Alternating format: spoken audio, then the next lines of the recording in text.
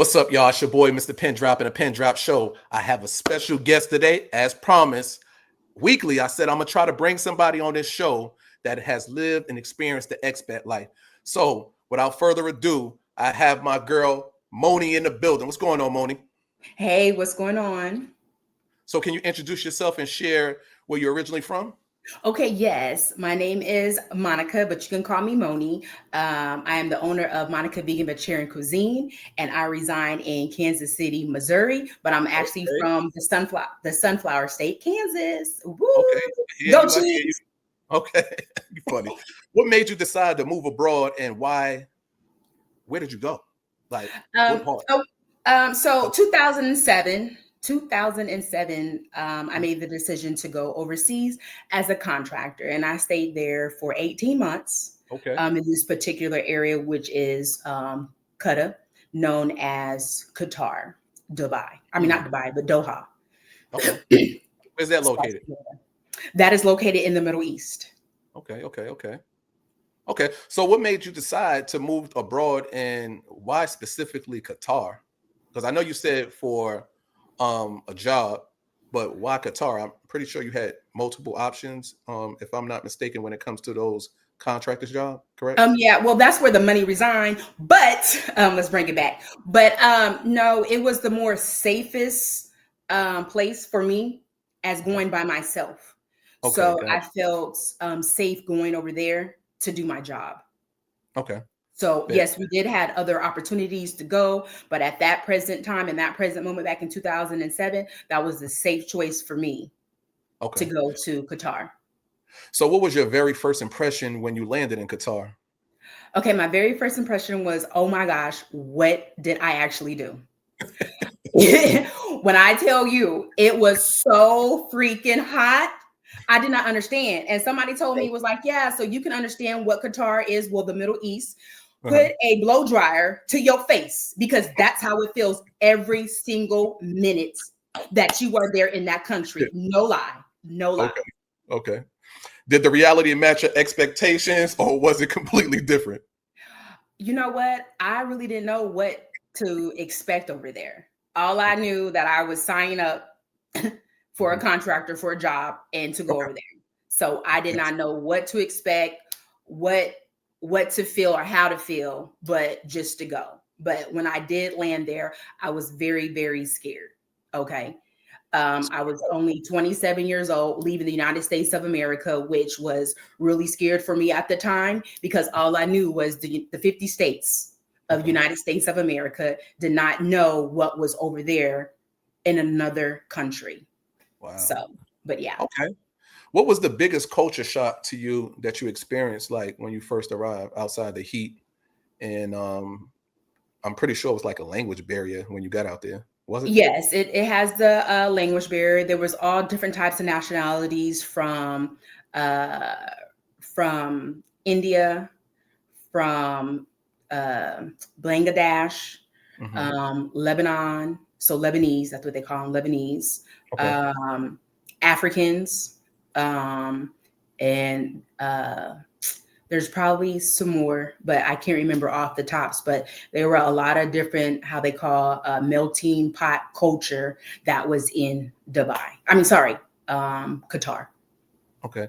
So how would you describe like the local community and the expat community? Was it an expat community present in Qatar Yeah, already? there was a lot of expats that was there doing the same job that I was doing as in contractors, but then they also had like regular contractors, like what is it? Designer, Hmm. interior, and there was actually teachers. So there was a lot of jobs that you can actually do over there to sustain money. Oh, okay. So what was the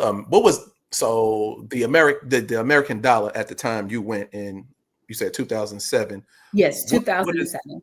so was the American dollar value higher than the Qatar money? I don't know what the name of the money is, but I think it's how called was the dinars, but value? it was so. I don't have the Qatar one. I mean, I'm sorry, I don't know why I keep on saying Qatar, guys. Yeah, Okay. yeah, Qatar. I don't have the Qatar dollars, but I do actually have a Kuwait dollar. But the ratio for the American dollar was a $20 bill to their ratio is $100. And then Wow. I also have, and now I've been to Jordan. So this is called, that's what it's called. I'm going to mess up the name, but anyways, but I have a couple dollars, $5 from Jordan. And that was like, I think $30. Okay. Yeah. So what you showing the other countries, the other two countries that you showed, I think you said Kuwait, I believe you said Kuwait, and the Yes. other one was Jordan. Are they in close proximity? Yeah, they're all in the Middle East. Okay, so they were close proximity. So you visited those two. Correct. Right. Okay. Okay. So let's get back to Qatar. What was some of the challenges you faced settling in? So what I had the challenges that I faced was the food most definitely, because at that time I was not, I didn't have a good palate. So it was very hard for me to eat their food because I did not want to try anything. Right. They did have the McDonald's that I thought it was going to be great. And the meat is a little bit different. And What do you mean? it just didn't have the meat texture that we would have in the United States because, our meat is called grade A or something like that. It just was different for me, as in my taste. But what kind of meat were they using, and what was the name of the meat they were using? If it so wasn't great. but it was probably their cows, but it's it's fed different. It's from the desert. Oh, okay. So they're not going to have the same stuff that was going inside of the U.S. cows. So it's going to be totally different. Because we have like a lot of grass and all that stuff and all of that. It's the desert, so I'm eating a cow that's raised in the desert, so it was different. But their meat, it was called halo meat, and what halo meat is, that is blessed. Okay. So so you just have to get used to that. Like after about 6 months, I got used to eating the food, and then the halo meat is that they pray over. Do they pray over the meat or something prior to? So actually, they pray over the animal before they butcher it. Oh, okay. Interesting. So yes. Mm-hmm. Okay. So on the flip side, what has been the most rewarding part of living there? That I was able to have friends that was not from the United States of America, and we are still friends today, and they were from South Africa. So that was really, really cool. And actually, one of them, she still resigns. Actually, she moved to Abu Dhabi. Okay. So yeah, and my friends, they were airline stewardess at the time, but they're not now. But yes, what I actually learned from over there, or being over there, is that I got to see a different side of the world that I would never have saw if I didn't take the leap of faith to actually go being a contractor and go overseas. Now, I did say I did have my challenges, because we didn't really have cell phones like that, but we did have cell phones. But if you would bring your own cell phone there, you will be paying a really, really, really high international fee, where we had to get their phones from their local area and do a prepaid. And so the minutes went pretty fast, like really by pretty fast. So at that time, was there an option of buying SIM cards at the airport and switching them out, or that was completely unavailable? Not at the airport. So we had to go what is called, and I forgot what it's called, but it's the shopping area that's there. But it's like it's to the United States is like a flea market. So over there, it's not called a flea market, but I can't remember what it's called. But we will go there and buy. But it's not actually it was a SIM card, but then it was like you had to scratch off the numbers to type it in to get the minutes.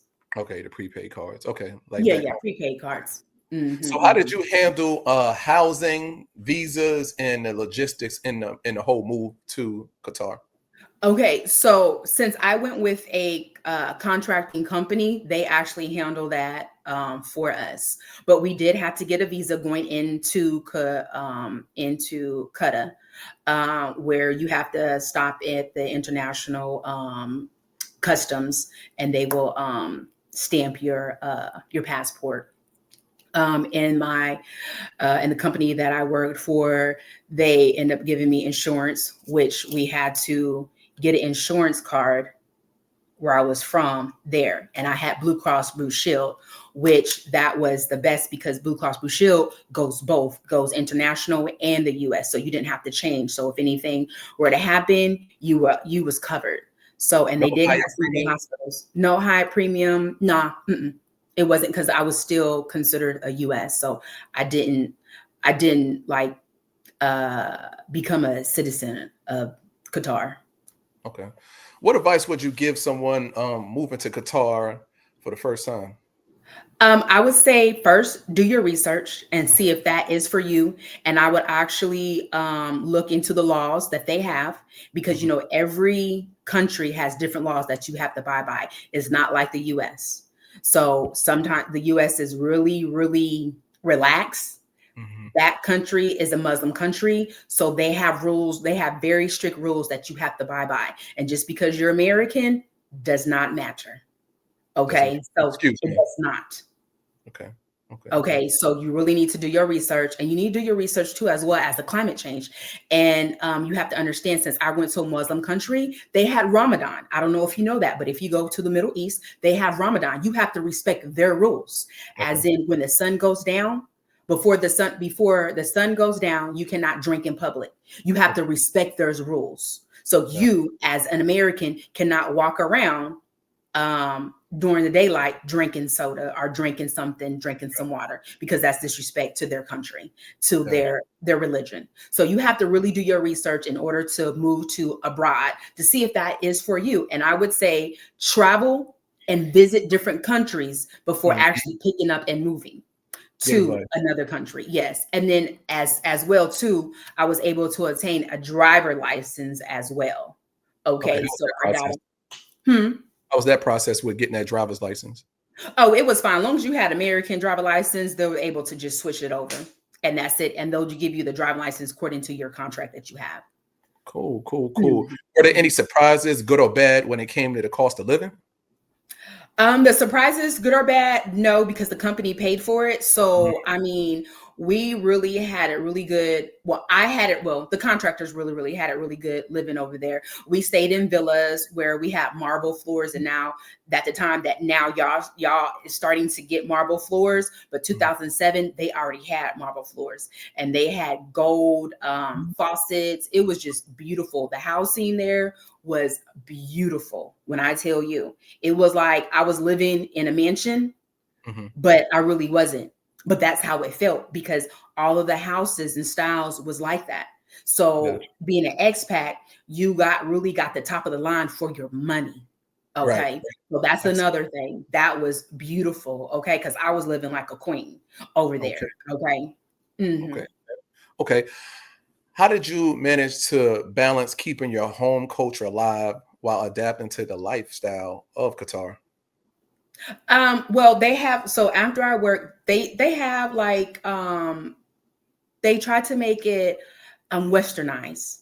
So they try to make it like the US. So we had bars, we had clubs, we had nightlife going on. And at this particular country, we were able to buy alcohol. So they had an alcohol store, was able to drink liquor. I mean, it was a night. It was like you can compare it to like Dallas. So we had all of that, and Qatar is the richest country in the Middle East. So it was beautiful. Everything was beautiful. Only thing that I did not like was the weather there, because I was drenching in my own sweat. That's how hot it was. It gets to 120 degrees to 150 degrees. And when I tell you that is hot, but after you be there for about 30, I would say 30 to 60 days, your body will adjust. So we did wear a lot of long sleeves. Okay. I know that's kind of like, oh, why would you wear a long sleeve to be hot? Because you don't want to get burnt. So actually your body cools down when you wearing them long sleeves. It does your natural body, your body cooling. So, and the women over there, they had, they were covered up from head to toe. Only thing that you will see is their eyes. That's if the ones that is married, and then you have the ones that's not married. You can actually see their face, but they will be covered up head to toe. So that was a culture shock for me. And the men will wear, so the women will wear all black, and the men will wear all white. But the man face is never covered. It just, you will never see them in regular clothes. Okay. So what did you enjoy most about the local food, the traditions, and the lifestyle out there? What I enjoy most, this is the first time that I ever had Australian beef. And Mm-hmm. that was, when I tell you, that was delicious. I mean, the beef actually melted in your mouth. You didn't even you can cut it with a butter fork. Okay.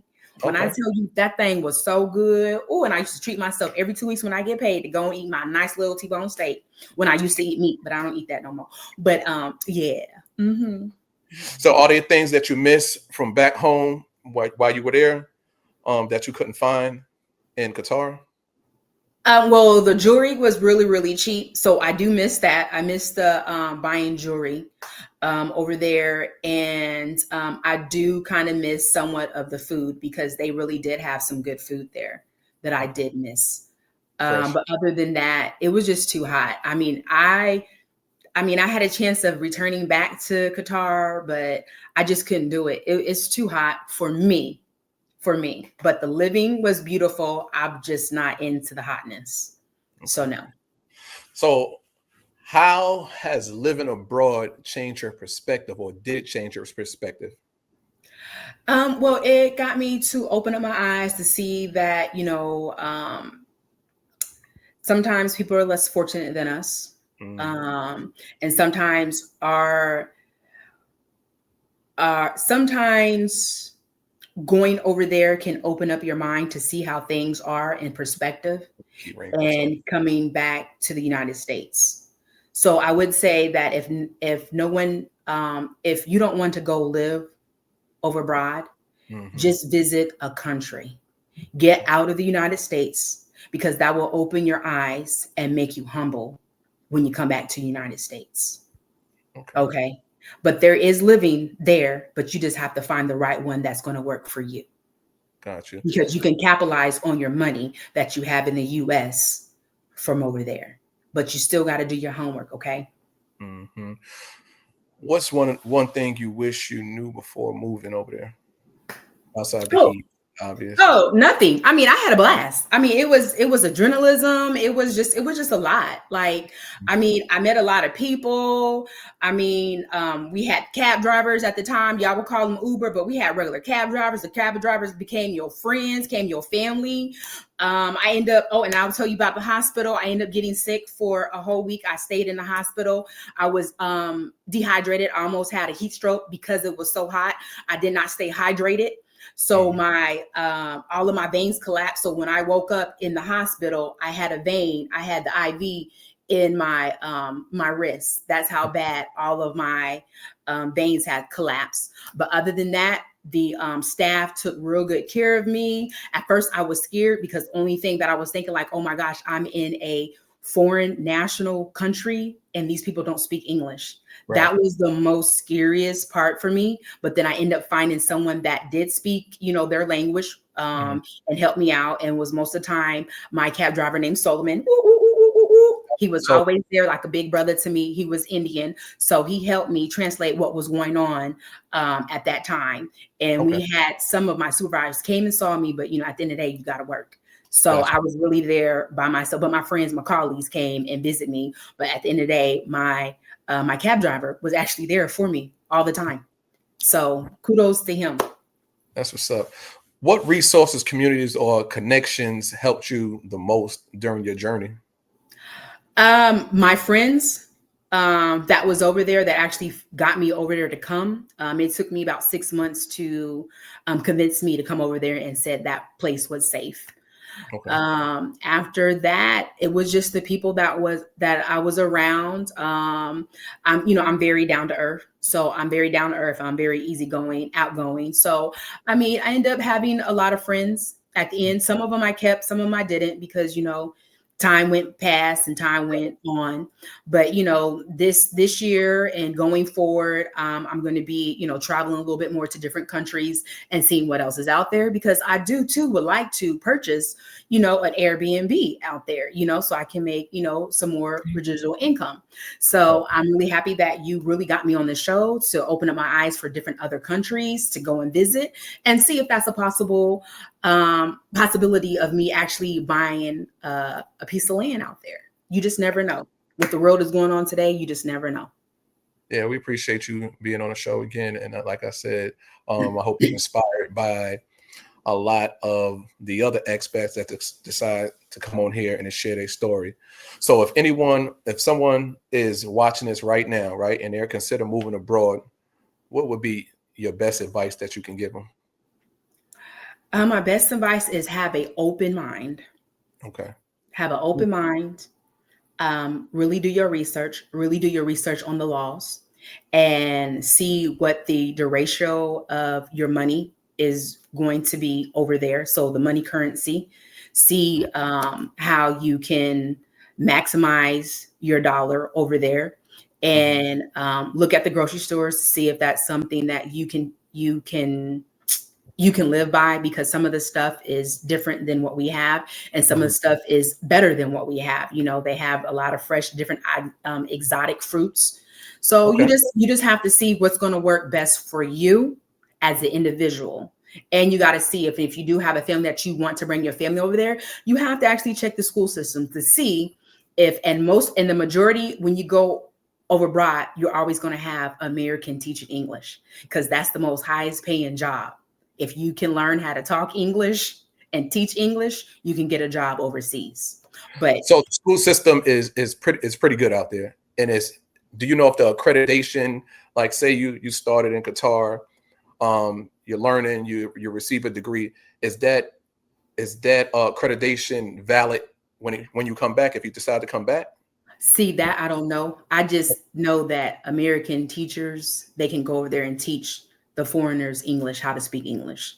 So that I don't know if it's credit. I really, you're gonna have to do your research on that. So I wouldn't be able to advise you anything about that. But I can tell you, if you need a job and you know how to speak English, you're gonna get paid a lot of money to go over abroad.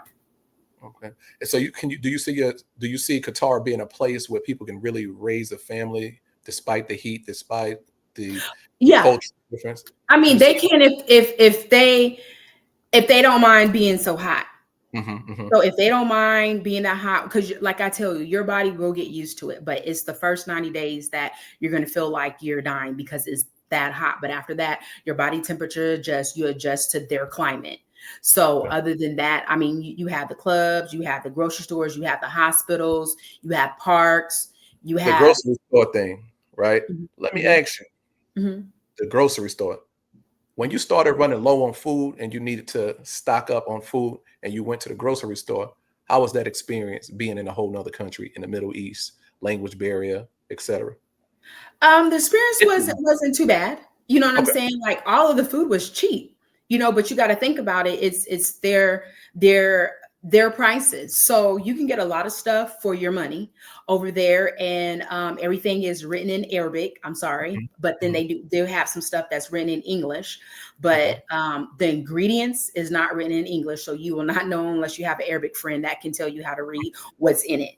So so that was a culture shock. But most of the stuff that you can actually buy, like how we have pharmacists here that you can't get certain type of medicine unless you have a prescription. Not over there. Not over there. Yes. So you can buy everything on the counter. That's it. So we're going to wrap it up. And again, I appreciate you being on the show. And man, you have been a bundle of joy, full of energy. But before we leave, right? Tell me about your business. We're talking about groceries. So tell me about your business and what you got going on. Are you back in the United States, by the way? Yes, I am back in the United States. I am reside in Kansas City, Missouri. Okay. And I am a classical trained chef, and I do travel. So I just want to let you know, if you want to hire me to come and cook, private cooking, you got an event that you want me to do, but I do specialize in vegan and vegetarian. I also specialize in juices that I make with a lot of people that is iron deficiency. So I have this iron juice called Iron Queen juice, and it helps you boost your iron levels up. And I have another one that's called Earth Kiss juice. That will help people that is on their middle cycle, and if they have a lot of cramps, that can help them get relief. And then I also have this new one that I'm just starting to do. You probably can't see it, but it is called a cooling balanced juice for menopause, for the ladies out there that have menopause, that they're getting tired of taking medication and they want some type of relief to help their stomach. But I just want to let you know, disclaimer, none of these cure anything. You have to talk to your physician on anything that you drink, but all of my stuff, it's from the earth. It's all from the ground. So I'm using fresh vegetables and fresh apples. Okay. Not apples, but I'm fresh vegetables and fresh fruit, what I'm using. There's no sedative. Only thing that I do have sometimes that I will use is powders, but I will let you know what type of powders that I use. And mostly it is organic. And I do make natural teas that will help your body, cleanse you out. I believe in, you know, what you put in your body is what comes out of your body. Okay. And so I do vegan vegetarian food too as well. So I make this vegan crab cake. So rewind it real quick, and then we're gonna finish the show up. Yes. That last bottle that you had, right? Is it safe to say that when you drink that last bottle that you had of the juice, if I travel like me, when I go on boats, I usually have to take a pill. You think that juice will help me with that? So you're talking about you get seasick? Yeah, the motion. I can make a juice just for you, and I customize juices. So whatever you're feeling or whatever you're going through or whatever that you want, I can customize a juice that market to you and to your specific diet or your specific what you want. And so I do actually have a couple men juices to help you with the ladies. But yes, I do have, and it's natural. And it's natural juices, and you can actually find some of the juices that you can actually read is on my Facebook page. I am working on a website. Give them your handle, so if they need to break bread with you, they can easily reach out to you and Yes. So right here is Monica's Vegan Vegetarian Cuisine. I am on Instagram and I am on YouTube. I'm on TikTok and I am on Facebook. You can go ahead and follow me, or you can go ahead and DM me. Whatever you need, I got you. Whatever need that you have that you want to fix, I got you. But I'm just letting you know, I'm not no doctor. Okay. I'm just a girl that had a problem. And now I'm creating a solution for my own self. And I don't want to be selfish. So I'm giving myself to the world to help you out, because I'm helping myself out. I want to help you out. Okay. Well, I'm pretty sure they appreciate it. And I appreciate you being here today. Until next time, invite your friends, tell a friend to tell a friend. Tune in. Till next time. All right. Peace, love, and what? How I always say, hair grease. Ah!